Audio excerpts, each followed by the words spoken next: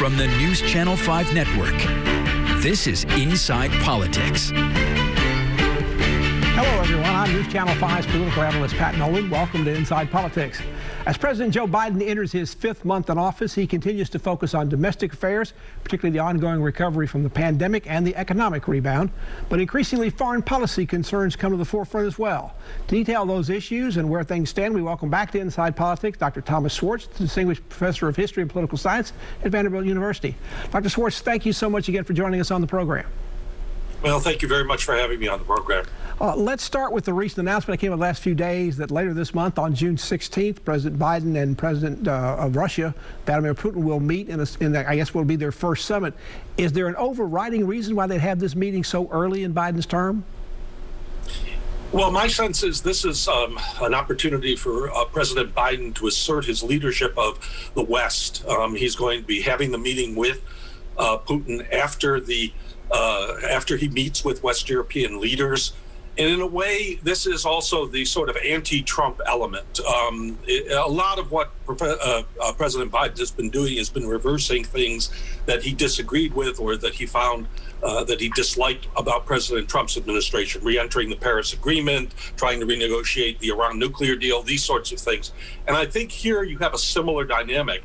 I think he wants to meet with Putin to underline his differences with Trump. He's going to be probably rhetorically quite tough when he undertakes this. And I think the idea being that he would be leading the alliance rather than unilaterally acting as an American president, as opposed to how President Trump acted when he met with Putin.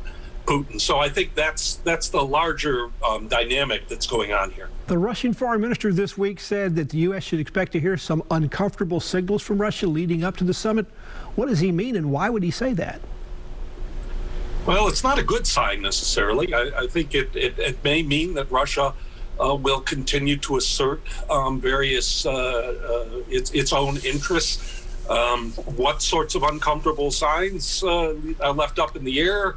Certainly the continuation of at least a tolerance and perhaps an encouragement of Russian hacking of American cyber systems, perhaps stronger defense of the Belarus situation, maybe continuing to put troops along the Ukrainian border. So there are a lot of possibilities there. Russia certainly can make life uncomfortable for the West in many respects. So they might be making the point that Russia is going to continue to be quite assertive on its own interests and against the United States. At least one Republican senator, Ben Sasse of Nebraska, has criticizing the president. He says he is rewarding Putin for having this meeting with him. Is he right about that?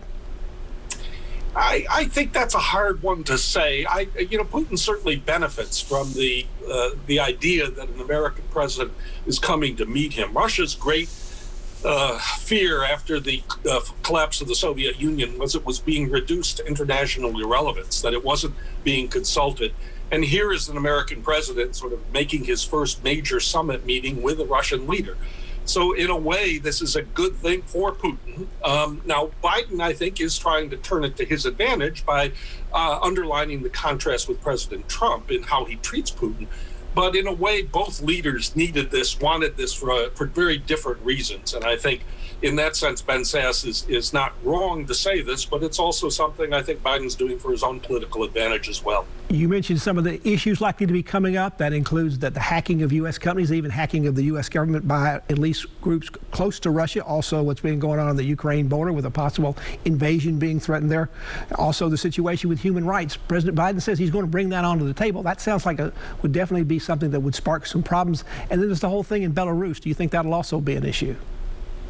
Yes, I think those issues will come up. I'm going to be a little more of the historian here, though, and I think that one thing that Biden might do is try to recalibrate the relationship around the things that Russia and the United States can agree on, such as arms control and maybe climate change, although Russia's role in that is relatively less significant.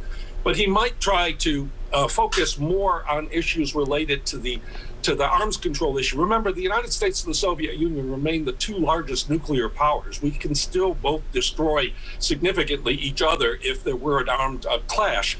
So he might go back to some of these ideas of focusing on those issues, and then also taking into consideration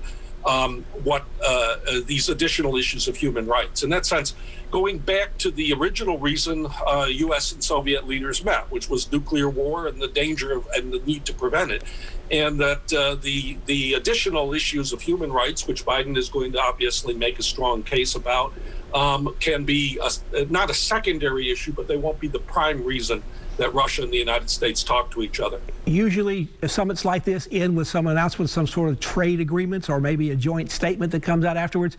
Going in, they don't seem to be on the same page on a lot of different things. Is there still room for something like this, like particularly a joint statement that maybe says something, or at least a little something? Yeah, no, I think there could be a joint statement about the resumption of different talks related to armament systems, maybe avoiding conflict. The United States recently said it was going to withdraw from the open skies agreement that it had. There are possibilities there that the United States and Russia could agree on some types of deals related to the primary military confrontation and issues related to their relationship, and that other issues would be then downplayed. In that sense, a relatively minor statement compared to what you might get from a summit of more of leaders who have more in common, but nevertheless something that both could point to with some degree of accomplishment, and then make a case that they had a successful summit. These two leaders have already given some barbs to each other, even not in the same room. Do we expect to see more of that, or the fact that they'll be face to face and at the highest level, perhaps we'll see a bit more guarded statements this time? I would bet on the more guarded statements, just on the idea that it's not something that you want to do in an in-person confrontation or meeting or discussion. You're probably alluding to the fact that Joe Biden referred to Putin as a killer in an earlier interview this year. I don't think he's going to raise that again, although certainly given some of the things that have happened, it wouldn't be necessarily unfair. Putin probably will be quite diplomatic. I mean, he's looking to enhance his stature on the international stage, so a harsh condemnation might not serve his interests, but nevertheless, I don't see the personal barbs as being central. Dr. Thomas Schwartz, Vanderbilt University professor of history and political science, and our guest. We're talking about foreign policy issues facing the Biden administration, now about 5 months into office. Back to continue our conversation after this break.